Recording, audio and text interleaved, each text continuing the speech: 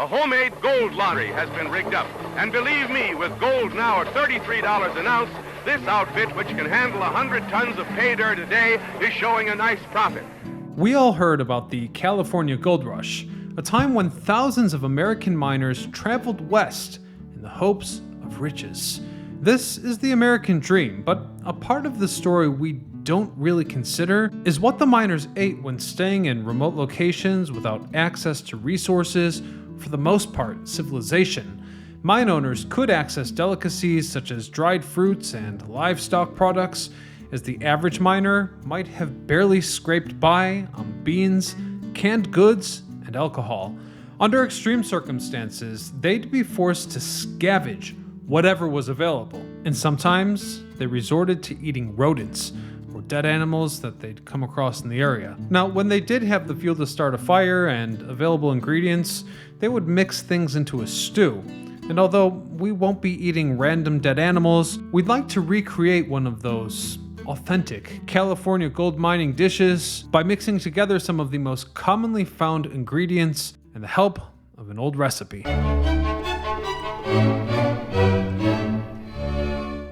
The supplies that they had were rather limited. So, for example, they couldn't afford to waste the backpack space for extravagant seasonings.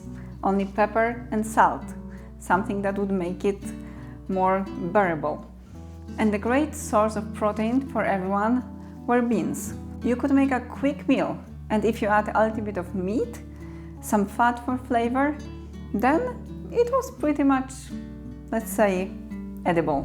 While the food situation for any gold mining operation would be grotesque by modern standards, larger camps would establish supply routes to bring in products for a general store, restaurants, taverns, and community kitchen. This would be a luxury, as larger camps could afford more diverse menus due to their access to a wider variety of ingredients, including vegetables, dairy products, and even fresh fruits when in season.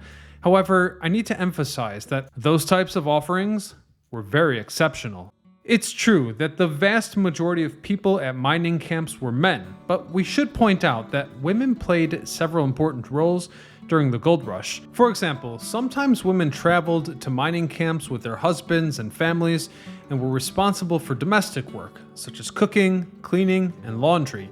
They helped create a sense of home and provided a much-needed comfort in the most unforgiving of possible environments. There were some ladies who offered their companionship, let's say, to lonely men from far and wide, and in other cases, they worked in education, letter writing, and healthcare. They couldn't afford to waste anything, so they were using like every part of this what they brought. For example, skin, bacon skin for flavor, rest of the meat just to eat. Meat was a delicacy. Usually that was like bacon or dehydrated beef, or whatever they were lucky enough to hunt. They didn't have firewood. Most of the times they were using, for example, animals' droppings. If they were dry, they would work as a fire. So maybe that added some extra aroma to the meal, who knows? I'd like to point out a few additional overlooked realities about the California Gold Rush. Well, it's estimated that around $2 billion was extracted from California. Only a lucky few struck gold. The work was hard, prices were high, and living conditions were primitive. Most mining towns were made up of canvas tents and wooden buildings, which frequently caught fire, sometimes more than once. The poor food conditions and hard labor led to the physical decline of many men. Because of this, sickness and scurvy were commonplace, and sleeping on the cold, wet ground didn't help. Hygiene standards were putrid and lowered the miners' spirits. Many didn't bathe or wash their clothes, and overcrowded conditions with no plumbing meant that raw sewage could be found everywhere, leading to outbreaks and disease. Winters made it far too cold and wet to stay in most of the mining towns, causing people to flee to San Francisco, inevitably forming the communities that founded that region of the United States. Let's add 2 cups of beans, 1 bone with a little bit of meat on that, skin from the bacon for flavor, and thick slices of bacon. This kind of stew, if you can call it like that, needs to be cooked for a long time because all this meat that is on the bone needs to like fall apart. The rush for gold was supposed to be a quick trip, a get-rich-quick scheme, but for many, it turned into a lifetime.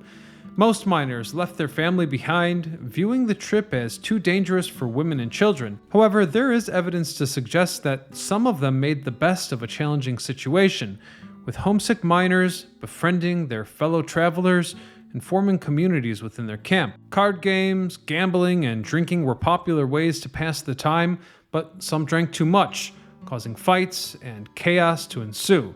In other words, boys will be boys, and they'll eat that way too. Bon appetit. That's what the miners used to eat when they were going for the gold rush trips. It smells surprisingly good for miners' food. I doubt that was the case back then, because as far as I understand, instead of ham, we would have some kind of rodent here. Yeah, if you're lucky that your buddy would bring like, piece of ham on his back. Listen, Okay. actually, you know what? It's not that good. Once the flavor set in, it's like a little too much beans or something. I would disagree. I think it's pretty much okay. Can you imagine that you are like working in a cold weather? No. That's what I wanted to say. I couldn't imagine that this would be my only sustenance for years of hard labor. That could get old fast. There's not a lot of fresh stuff in here. Everything's from the can.